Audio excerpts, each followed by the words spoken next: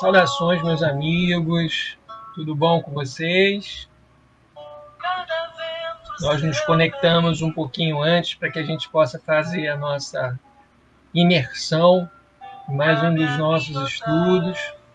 Vamos aproveitar esses 2 minutinhos para a gente poder sensibilizar, para que a gente possa poder nos envolver cada vez mais e mais com essa proposta que é tão bacana dos nossos estudos. Beleza? Acompanhem na música.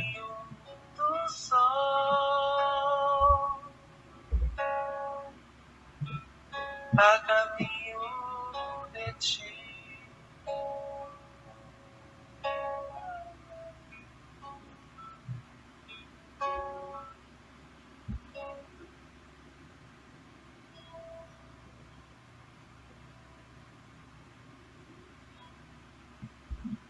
Quem está nos acompanhando consegue ouvir a música? Está conseguindo ouvir a música? A gente deixou esses minutinhos para que a gente possa fazer a nossa harmonização. Descalços, mãos marcadas, moradores das calçadas, esquecidos com a própria noite. Rosto triste, olhar tão raro, na esperança de um amparo. O silêncio mostra a própria dor.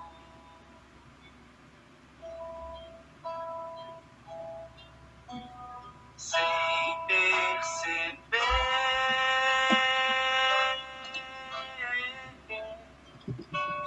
finjo não ver e prefiro evitar. Preciso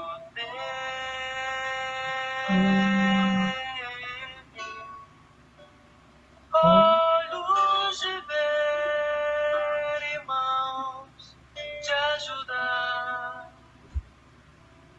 e amar como ele amou. Meus amigos, são 19h30. São 19h30, já estamos conectados com vocês. Essa é a nossa oportunidade de estarmos juntos, de poder estar aproveitando cada vez mais a oportunidade do aprendizado, a oportunidade que as mídias sociais vêm nos permitindo estar encontrando aqui com vocês. Beleza? Gente, a gente está em mais um estudo de terça. Os nossos estudos de terça, eles visam trazer temáticas dentro de um projeto. A gente estabelece um projeto por um mês para que a gente possa estar desenvolvendo com vocês. E para esse mês de dezembro, é um mês que a gente dedica em memória ao nosso querido Mestre Jesus. A gente relembra a memória, a gente se apresenta como verdadeiros corações bondosos, como estudando o coração bondoso, os vários missionários que tentaram traduzir, se propuseram a apresentar o Evangelho do Cristo. E para esse mês a gente reservou um estudo muito especial, fruto de uma inspiração muito bacana, numa conversa bem salutar que a gente teve com o nosso companheiro que organiza esses trabalhos, nosso amigo Ricardo. E aí, para esse mês, como ele falou na semana passada, nós estaremos estudando o livro Boa Nova. É um livro fantástico. Todos aqueles que eu já conversei, que já leram esse livro, têm a impressão nítida de como se você estivesse ali sentado, ali, observando, ao lado de Jesus, observando o que Jesus estava falando, fazendo. E muitas das vezes, Humberto de Campos ele faz uma narrativa muito bacana, que coloca como se você estivesse ouvindo o pensamento de Jesus. É um livro que a gente entende como sendo muito intimista, ele coloca a gente muito próximo de Jesus e tenta entender o Evangelho numa essência muito mais viva, numa narrativa muito bacana. E o nosso projeto para o mês de dezembro, Memória a Jesus, é justamente esse. Nós vamos conversar sobre algumas temáticas. A gente não tem tempo hábil para a gente estudar todos os capítulos do livro, então a gente separou aí 5 capítulos que a gente acha que são interessantes, são capítulos bacanas para que a gente possa estar entendendo um pouco a moral do Cristo, né? Na semana passada, Ricardo trouxe um capítulo maravilhoso, mostra aquele momento da infância de Jesus, aqueles diálogos, aquela relação que a gente sequer consegue conceber muito bem, que é a relação dele com João Batista, né? É muito bacana. Quando a gente começar o nosso estudo, a gente vai dar uma relembrada para a gente poder encaminhar. E hoje a gente vai trazer, para quem pôde observar aí na temática do vídeo, né, na inscrição, que às vezes fica aqui em cima ou aqui do lado, são as primeiras pregações. A gente vai tentar observar, entender como é que foi esse começo para Jesus, como Jesus montou isso. O capítulo de hoje é altamente sensível, muito bacana. E esse capítulo um pouco diferente esses estudos de terça, eles têm uma pegada um pouquinho diferente dos outros, porque nesse momento a gente vai ler alguns trechos do livro que são muito bacanas. Os diálogos nesse livro são muito bem construídos e você tenta perceber a mente de Jesus ali trabalhando. É muito bacana. A gente espera que vocês gostem bastante. Tá? Teremos mais 3 encontros ao longo desse mês de dezembro, totalizando 5 encontros de terça-feira. A gente espera que vocês possam acompanhar, possam estar com a gente. Beleza? Uma coisa importante antes de a gente começar a fazer a leitura da nossa página é para que vocês participem das nossas redes sociais, para que vocês possam estar recebendo os lembretes, recebendo os informativos e todas as atividades que a gente está fazendo, né? Que esse acaba sendo o nosso único contato. Esse acaba sendo o único a nossa proposta. Se você é trabalhador do Game quiser, nós temos um grupo de WhatsApp que a gente divulga as informações, tem aqui o Facebook, que a gente divulga as palestras, algumas informações, cartazes. Temos o Instagram também, temos o nosso YouTube. São fontes para que a gente possa estar se conectando, para que a gente possa estar recebendo as informações. É importante que vocês possam curtir o vídeo, vocês curtam o vídeo, para que vocês compartilhem, porque a gente precisa entender como essa plataforma funciona, né?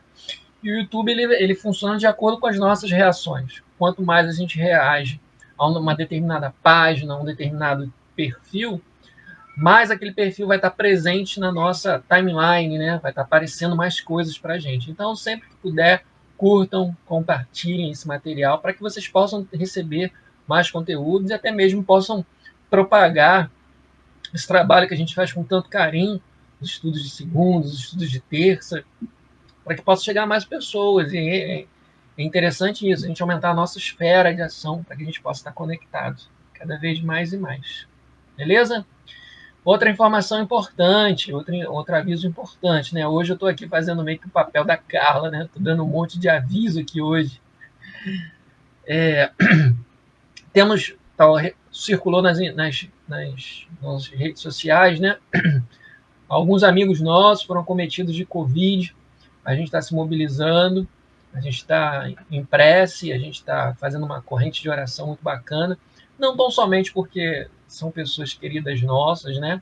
Mas a gente já vem fazendo isso para os diversos companheiros, né, pela humanidade, companheiros enfermos que mandam o nome para o grupo do 27º, ao qual nós fazemos parte. E na última quinta-feira a gente teve um encontro muito bacana. A gente fez um culto no lar online.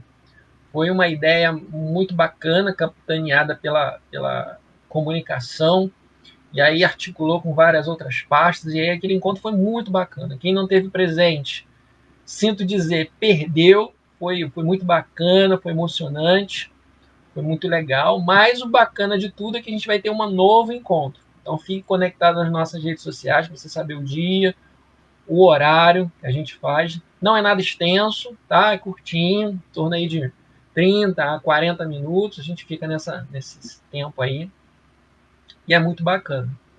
E a outra é que eu tô aqui ao vivo, né? Diferente do que normalmente a gente vem fazendo.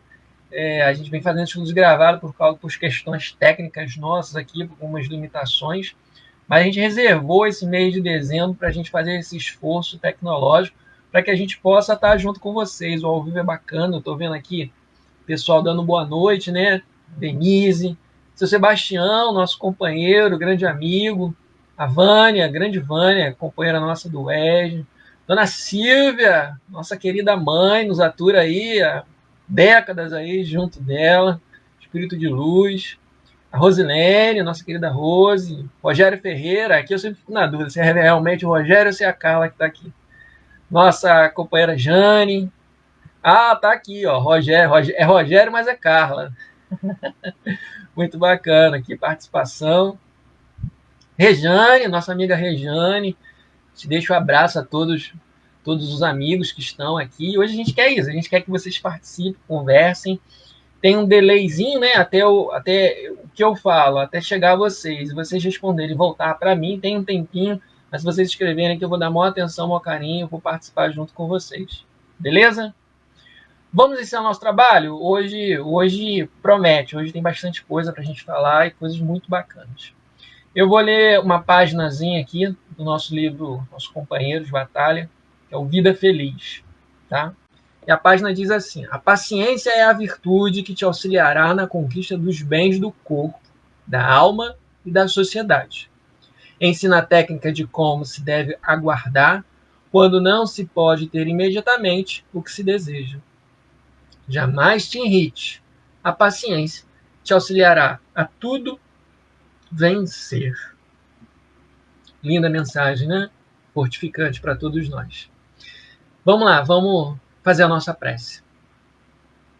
Querido e bom amado Mestre Jesus, aqui nos colocamos, Senhor, nesse mês especial, em reverência a teu amor, a teu carinho, nos colocamos como aprendizes do teu evangelho e como humildes compartilhadores do teu ensino para todos nós.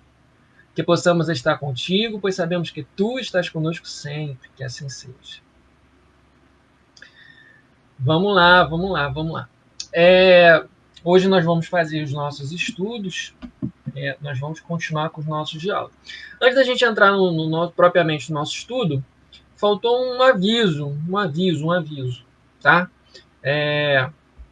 A gente tinha voltado com duas atividades presenciais, né? Que era a juventude e a mediúnica, que foram atividades que seguiam os protocolos de segurança, distanciamento social, seguiam as regras de ouro, tudo direitinho, a higienização. Mas, em função das altas, dos índices estão aumentando, da situação bem delicada, e desses casos que aconteceram na nossa casa, a gente resolveu suspender todas as atividades. Ok? A gente continua com as atividades suspensas, atividades tudo online. Beleza? A gente conta com o apoio de vocês na divulgação desses trabalhos. Bom, hoje então a gente vai estudar o livro Boa Nova, capítulo 3, tá? Primeiras pregações. Na semana passada, o Ricardo conversou com a gente do capítulo 2, né? O capítulo 2 ele é muito bacana porque ele vai mostrar os primeiros passos de Jesus, como é que é aquele momento inicial de Jesus, algo que a gente muito não tem informação da infância de Jesus, né? E ali ele traz alguns diálogos muito bacanas de Maria e Isabel, falando sobre essa relação, falando sobre essa relação de Jesus e João Batista. Para quem não sabe, talvez muitos não saibam ainda, João Batista e Jesus, ele eram o que nós hoje chamamos de primos, né? Maria e Isabel, Maria, mãe de Jesus, Isabel, mãe de João Batista, eram irmãs. Logo, João Batista, 6 meses mais velho que Jesus, eram primos, né? Primos no termo de hoje, mas a gente precisa entender qual era essa relação que existia, né? A ideia de primo que nós temos hoje não é a ideia que tinha antes, né? A ideia de primo, esse relativo distanciamento, esse escalonado que existe entre primos e irmãos, salvo algumas exceções, né? Mas isso é muito da questão familiar. Eles tinham uma relação de um parentesco muito, muito próximo. Por exemplo, a palavra que descrevia primos era a mesma palavra que descrevia irmãos. Então, a ideia de primos e irmãos, na cultura judaica, naquele tempo,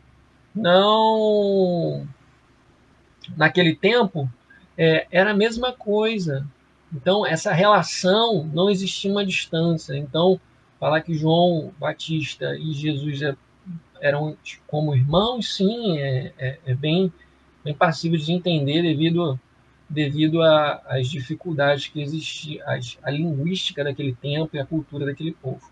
Ele fez essa narrativa, mostrou essa relação que acontece entre Jesus, nesse mandato, nesse começo, nessa relação inicial, mostra como eles faziam, que às vezes ficavam sentados, desejando palavras de incentivo para os viajantes. Ele constrói essa narrativa muito bacana, nosso Ricardo. E de hoje a gente vai ver um Jesus que vai emergir 30 anos, vai emergir nos seus 30 anos. Né? Então a gente vê um salto.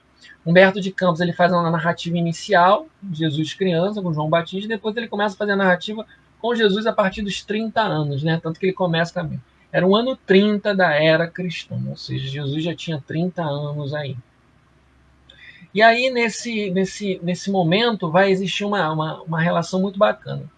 Primeiro, ele coloca que nesse início, Jesus foi ter com João Batista no deserto. E aqui ele coloca, ele não explana sobre o que de fato aconteceu. Ele fala que eles conviveram ali junto, eles conviveram, e aí a gente fica com aquela pulga atrás da orelha, né? Nossa, como que deve ser uma relação de espíritos superiores? Não chega, é algo assim um pouco difícil da gente conseguir compreender o que eles conversaram, o que eles fizeram, qual era a vivência deles ali. Então Jesus foi ter com João Batista e passou um tempo lá com João Batista. E Humberto de Campos ele não entra nesse mistério. Fala que eles ficaram lá, que eles interagiram, que eles viviam. Em dado momento, Jesus sai do deserto. Ele sai do deserto e ele vai fazer uma caminhada. Então, nesse primeiro momento, ele ficou com João Batista ali no deserto na Judéia, próximo à região onde ele nasceu. Fica com João Batista nesses diálogos misteriosos que a gente fica tentando entender com essas falas superiores, espírito superior para superior. Que relação era essa? E aí depois João Humberto de Campos narra que ele vai caminhar, ele vai para Jerusalém. E aí em Jerusalém ele vai travar uma relação muito bacana, muito interessante. Que aí Humberto de Campos ele coloca uma parte inicial muito interessante, né? Ele fala que ele vai a Jerusalém, ele caminha, e diz que os doutores da lei estão vindo, né, os grandes mestres das leis judaicas, né, daquele tempo, e eles vinham e observaram Jesus sentado como um peregrino. E isso é interessante, essa palavra nos chama a atenção, porque Humberto de Campos ele tenta destacar justamente isso.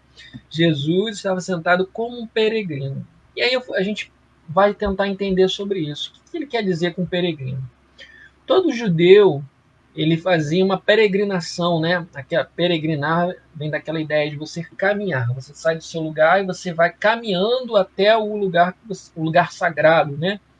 E eles tinham que ir ao templo, né? Eles tinham que ir lá 3 vezes no ano. Eram 3 vezes que o judeu tinha por praxe ir ao templo. Onde quer que ele morasse, ele tinha esse compromisso de ir 3 vezes ao ano.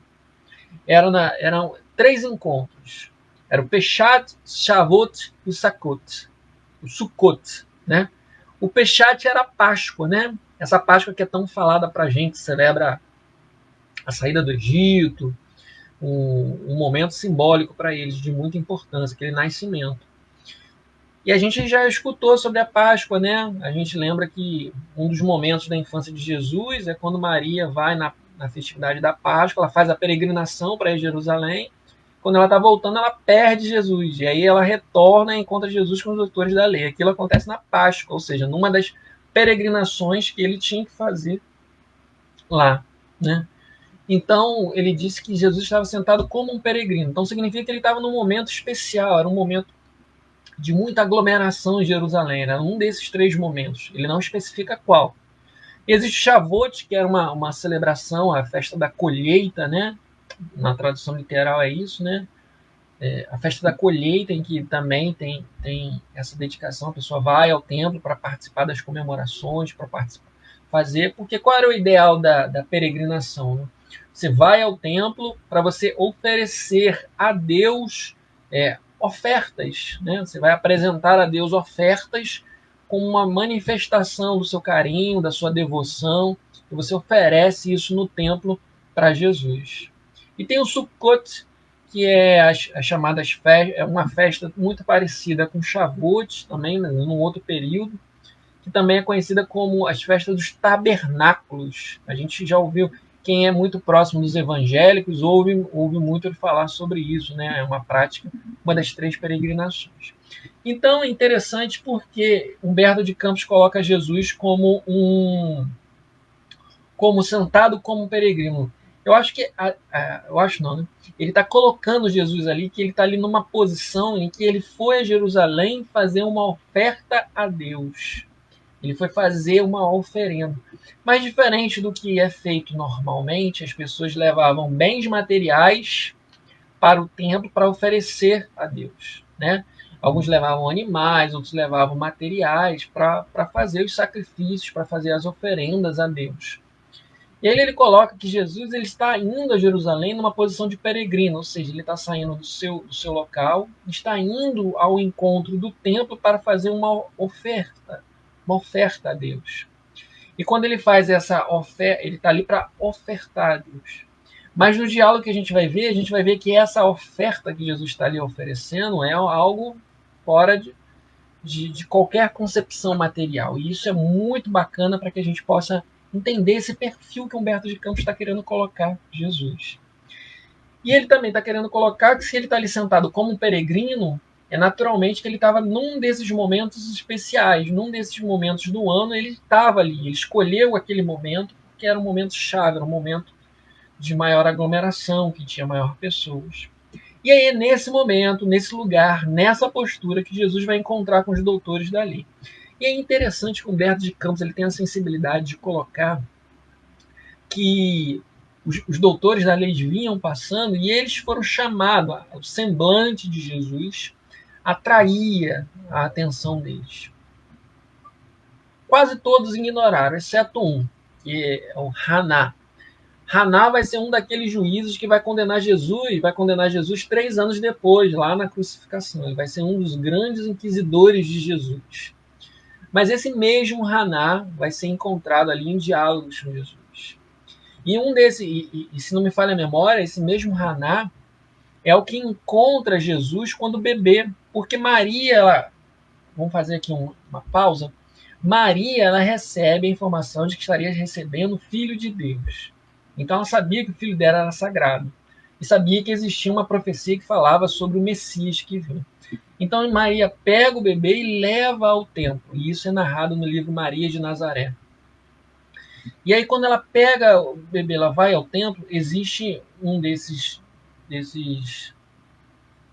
doutores da lei, que se não me falha a memória, é o próprio Haná, que vai encontrar com Maria, ela vai apresentar, vai falar o que aconteceu, ele vai ficar assim, assoberbado. E aí ele vai ver que o nenenzinho, Jesus ainda bebê, vai esticar a mãozinha assim na direção do Haná. E quando o Haná toca no dedinho de Jesus, ainda bebê, ele é completamente curado de uma moléstia que ele vinha lhe causando o maior incômodo severo. Cura instantânea ali na hora. Ele é curado pelo magnetismo de Jesus. Para tu ver que aqueles doutores da lei que vão condenar o próprio Jesus já o conheciam, sabiam da relação e simplesmente não aceitavam a mensagem. Essa é uma das verdades mais duras que a gente acaba aprendendo. Mas voltando a essa narrativa do nosso capítulo de hoje, Haná vai parar e vai conversar com Jesus. Vale destacar também que existem algumas características fisionômicas que naquele tempo eram muito marcantes e acabavam definindo quem era a pessoa. E Jesus era por ter nascido na Galileia, né? Ele tinha esse perfil dos nazarenos, por ter nascido naquela região, né? Que é o cabelo comprido, partido ao meio, né? Aquele cabelo comprido, assim, esticado, que as várias imagens mostram, né? Tanto que quando Haná encontra ele, ele fala assim: Galileu, o que fazes aqui? E por falar nesse diálogo, quero convidar vocês a ouvirem um pouco desse diálogo que eu acredito que é fundamental para que a gente possa compreender um pouco mais sobre essa fala que ela é tão rica que a gente vai conversar um pouco. E aí Haná vai parar, os outros doutores da lei vão seguir, Haná vai parar, vai olhar para Jesus e vai falar assim: Galileu, que fazes na cidade? Então ele é intrigado pela presença de Jesus ali, ele é muito intrigado pela presença de Jesus e ele tenta de alguma forma investigar, ele tenta saber o que está acontecendo ali com ele, porque aquela pessoa estava chamando muita atenção dele, muito. E aí vamos entender como é que fica o diálogo. Galileu, que fazes na cidade? É ele, passo por Jerusalém, buscando a fundação do reino de Deus, exclamou Cristo com modesta nobreza. Reino de Deus? Tornou o sacerdote com acentuada ironia. Que pensas tu vem a ser a isso? Esse reino é a obra divina no coração dos homens, esclareceu Jesus com grande serenidade. Obra divina em tuas mãos? Revidou Haná, com uma gargalhada de desprezo. E continua as suas observações irônicas. Perguntou: com quem contas para levar avante esse difícil empresa? Quais são os teus seguidores e companheiros?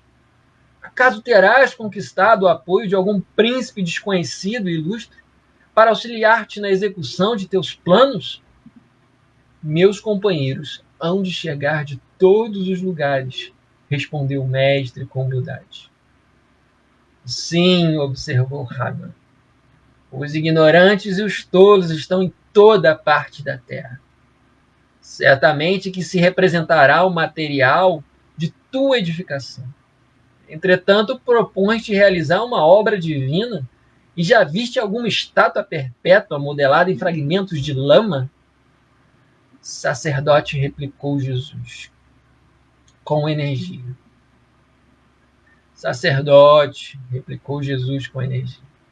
Nenhum mármore existe mais puro e mais formoso do que o sentimento, e nenhum cinzel é superior ao da boa vontade. Impressionado com a resposta firme e inteligente, o famoso juiz ainda interroga: conheces Romas e Atena? Conheço o amor e a verdade, disse Jesus convictamente. Tem ciências dos códigos da corte provincial e as leis do templo? Inquiriu Hanan inquieto. Sei qual é a vontade do meu Pai que estás no céu, respondeu o mestre brandamente. O sacerdote o contemplou irritado e, dirigindo um sorriso de profundo desprezo, demandou a torre Antônia em atitude orgulhosa de superioridade. Bem, meus amigos, esse diálogo ele é fundamental e maravilhoso no cerne da compreensão do capítulo. Jesus ali ele é defrontado com o Sinédrio, na verdade, inverso, né? O Sinédrio é defrontado com Jesus e Jesus devolve a fala sempre reflexiva para ele. E o doutor da lei se sente mexido com aquilo. Como esse homem vem aqui dizer que vai fundar o reino de Deus para nós que somos. Mas o mais interessante que ele coloca aqui, que eles fazem, o Haná faz uma comparação, né, que a construção do reino seria construído por pessoas ignorantes e tolas. Seria a população, o povo, ele se utilizaria de um povo que é uma massa bruta, muito ignorante, pouco instruída, e Haná via isso. E falava que esse edifício que ele construiria, né, essa escultura de mundo, de homem, sociedade, ela seria composta de fragmentos de lama, que são essas pessoas. E Jesus vai falar assim que nenhum mármore mais puro que existe, né? Porque o material de escultura básico utilizado é o mármore. E o mármore mais puro, ele fala do mármore mais puro que existe, né? Hoje a gente fala do mármore de Carrara, né? Que é um dos mármores mais valiosos do mundo. Mas o mármore mais puro, ele diz que não existe mármore mais puro que o sentimento. E que o cinzel é aquele material, né, que utiliza para você modelar o mármore. Não existe nenhum cinzel é superior ao da boa vontade. Então ele está fazendo uma analogia utilizando as ideias que Haná trouxe.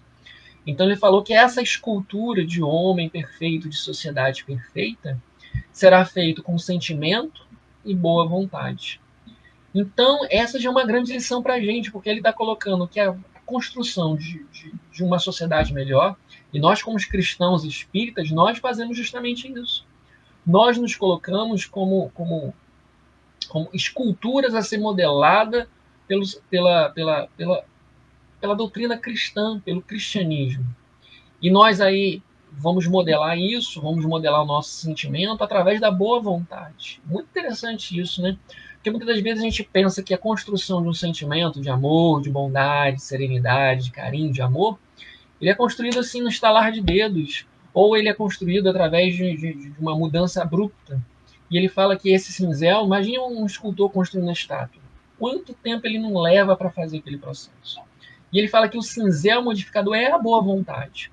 Eu me colocar para fazer a transformação, isso que é bacana. A minha boa vontade, nossa, eu quero ser uma pessoa melhor, então eu me coloco para fazer aquilo. Eu coloco na minha ação, eu tenho uma boa vontade em querer fazer aquilo. Esse vai ser o cinzel. Ou seja, aos poucos a gente vai modelando o nosso sentimento. Que por hora ainda claudica no orgulho e no egoísmo, e ao longo das gerações, das encarnações, a gente vai modelando, desde que tenhamos boa vontade. A boa vontade é justamente isso, é de querer, é de estarmos juntos ali, envolvidos cada vez mais e mais. E aí, após esse diálogo aí, vai fazer uma narrativa muito interessante, porque aí depois desse diálogo, Humberto vai colocar que Jesus se levanta e ele vai caminhando para novos horizontes. E o novo horizonte que Jesus vai demandar é a cidade de Cafarnaum. É uma cidade emblemática porque quando ele chega lá, ele vai convidar alguns dos seus primeiros discípulos a estarem junto com ele. E os dois primeiros que ele vai evocar vão ser os irmãos Simão e André. A gente conhece como Pedro e André, né? Simão Pedro, que vai se tornar Pedro depois, mais conhecido como Pedro, mas Simão e André serão os primeiros a fazer isso. E o diálogo deles dois é muito bacana. Eu quero que vocês prestem atenção para vocês entenderem como é esse convite, né? Como Cristo nos chama a estar ali. E aí Jesus, ele chega a Cafarnaum, onde tem o lago Tiberíades, né? O famoso lago Tiberíades, onde ele já fez inúmeras pregações. E quando ele chega lá, Simão e André estão aportando, né? Eles estão voltando da pesca, eles são pescadores. E Jesus vai ao encontro deles. Olha que movimento interessante. E aí ele fala assim: Simão e André, filhos de Jonas, venho da parte de Deus e vos convido a trabalhar pela instituição do seu reino na terra. André lembrou-se de já ter visto nas cercanias de Betsaida e do que lhe haviam dito a seu respeito, enquanto Simão, embora agradável e surpreendido, o contemplava enleado, mas quase a um só tempo, dando expansão aos seus temperamentos acolhedores e sinceros, exclamaram respeitosamente: Seja bem-vindo! Jesus então lhe falou docemente do Evangelho, com um olhar incendido de júbilos divinos. Estando muitos outros companheiros do lago, a observar de longe os três, André, manifestando sua tocante ingenuidade, exclamou comovido: Um rei? Mas em Cafarnaum existe tão poucas casas. Ao que Pedro obtemperou com sua boa vontade, devesse suprir todas as deficiências. O lago é muito grande e há várias aldeias circundando essas águas.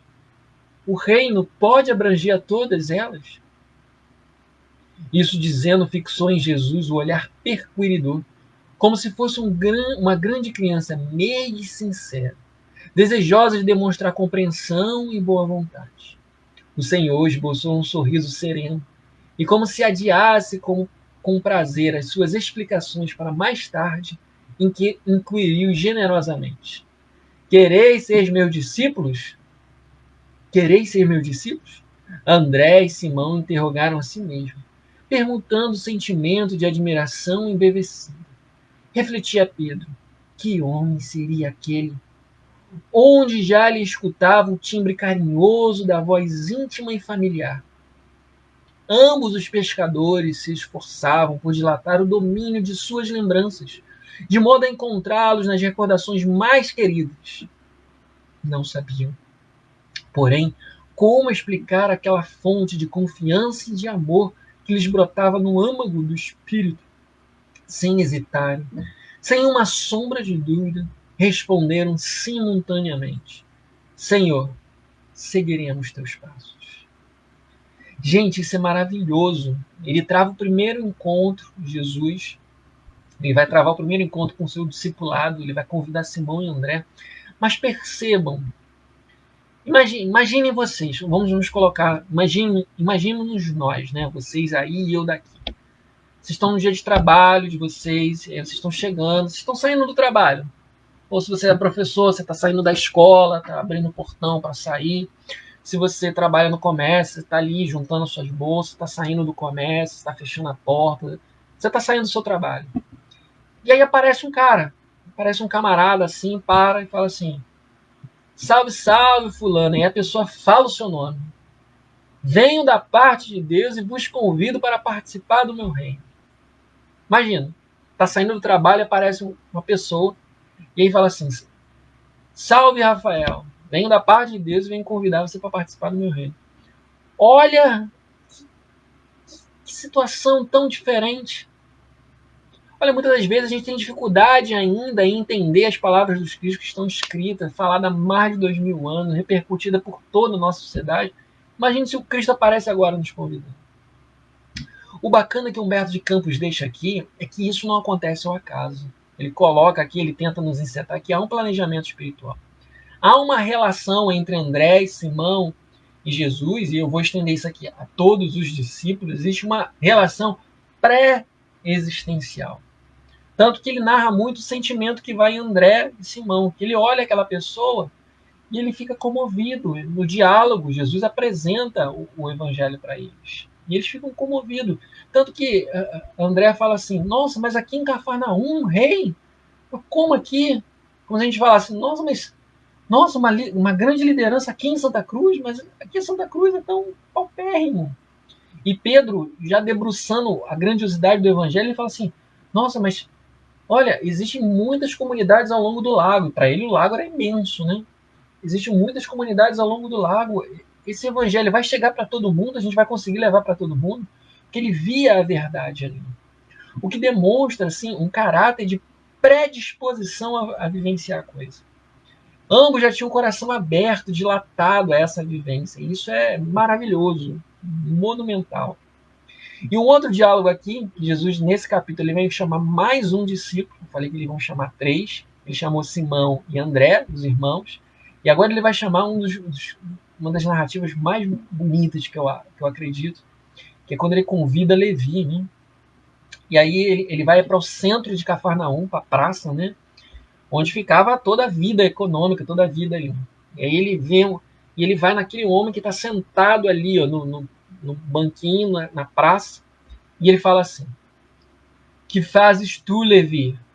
Interpelado, fixou com surpresa, mas seduzido pelo suave magnetismo de seu olhar, respondeu sem demora: recolho os impostos do povo devido a Herodes. Quer vir comigo para recolher os bens do céu? Perguntou-lhe Jesus com firmeza e doçura. Levi, que seria mais tarde o apóstolo Mateus, aquele que escreveu os evangelhos, um dos evangelhos, sem que pudesse definir as santas emoções que lhe dominavam a alma, atendeu comovido: Senhor, estou pronto. Gente, e aqui a gente fecha esse estudo mostrando justamente a beleza que está nesse contexto. O que a narrativa bíblica, o que Humberto de Campos aqui está querendo colocar? Quando Cristo chegou até ele estava pronto, porque ele já tinha ouvido falar de Jesus. Simão e Pedro, eles já tinham ouvido falar desse homem diferente que estava circundando aí na área. E quando eles se encontram com ele, eles já estavam prontos. Então ele está falando, quando fala, não é do milagre, Jesus fez um milagre e arrebatou essas almas. Não é essa questão de milagre.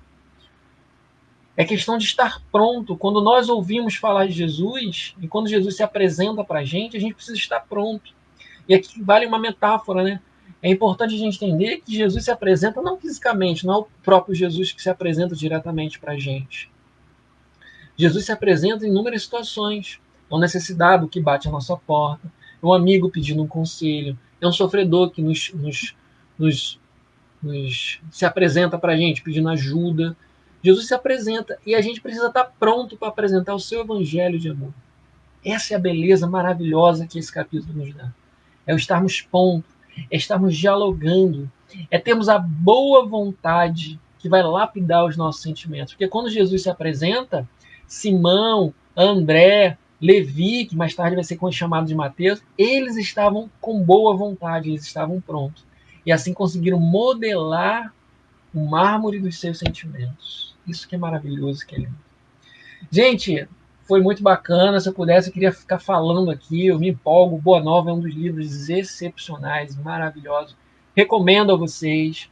Quem não tem o livro, se quiser, fica disponível na internet. Vai no Google, digita lá Boa Nova PDF, aparece, você pode ir lendo. Se quiser, procura o nosso amigo Rogério também, vê se na livraria tem, quem precisa dos livros, né? Monta uma rede, leia esse livro, ele é maravilhoso. Se você já leu, releia, que é um livro que sensibiliza nossos corações. Agradeço vocês que ficaram aqui com a gente. Deixa eu ver quem participou aqui com a gente hoje, né? Já tem aqueles nomes que eu falei. A Denise voltou, a Rejane, o Rogério, que é Carla, Sebastião, a Thalita. A Thalita está aqui com a gente. Adriana, querida, força aí na sua recuperação. Todos os amigos. Quem não escreveu, que está acompanhando a gente. Você que está acompanhando depois aqui, muito obrigado por estar com a gente. Compartilhem, curtam esse vídeo. Foi muito bom estar com vocês. Vamos fazer a nossa prece? Vamos agradecer a Deus. Oi, amado Mestre, agradecemos a oportunidade do encontro, desse diálogo santificante. Que possamos estar junto com vocês a todo instante, Senhor. Teu Evangelho possa ser inspiração de nós almas, a todo instante.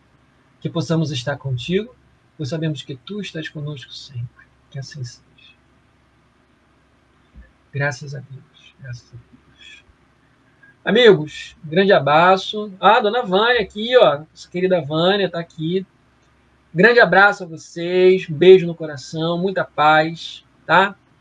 Se a gente não se vê até o Natal, um Feliz Natal para vocês. Muito próspero, muitas realizações. A gente se vê antes do Ano Novo, isso eu tenho certeza. Até o Natal, muitas felicidades para vocês. O Natal é uma data especial. Fiquem com Deus e que Jesus abençoe todos nós. Um abraço, tchau.